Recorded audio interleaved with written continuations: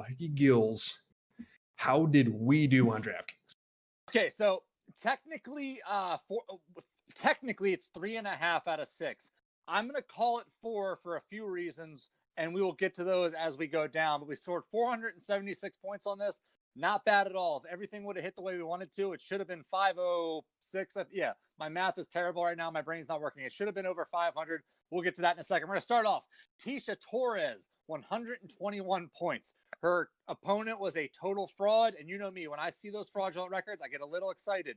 I was so excited that I put money down for a Tecia Torres finish, which is it's basically the Haley's Common of MMA. So congrats to all of us for picking it. Bob, I think you said you put the inside the distance bet down. So boom, let's go.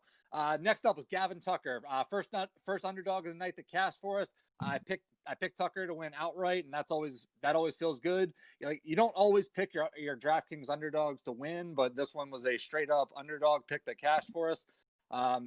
Going into it, I really liked Tucker's the difference in his stand-up arsenal is why I picked him to beat Billy Q, and that turned out to be really the difference in it. Next up was Werner Jandiroba.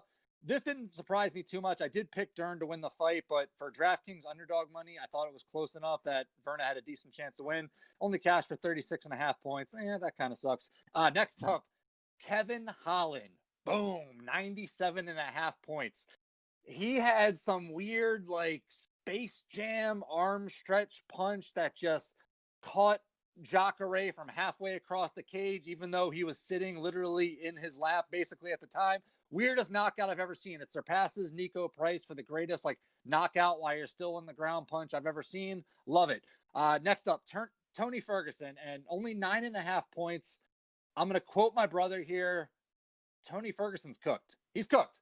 And it came through in this fight. I don't want to take too much away from Charles Oliveira. I did pick Tony Ferguson to win this fight, but it didn't really work out for my boy Ferg. Not sure where he goes from here.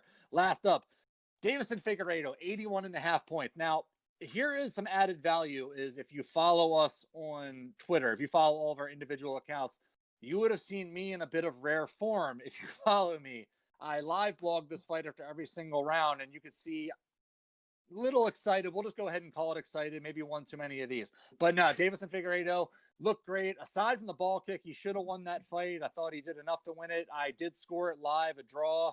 Unfortunately, that did cost us an extra 30 points. But again, 476, 3.5 out of 6, not bad. I'll take 476. If you told me 476 went into any card in a lot of double up tournaments or triple ups, you're usually going to be on the better side of that. So 476, boom.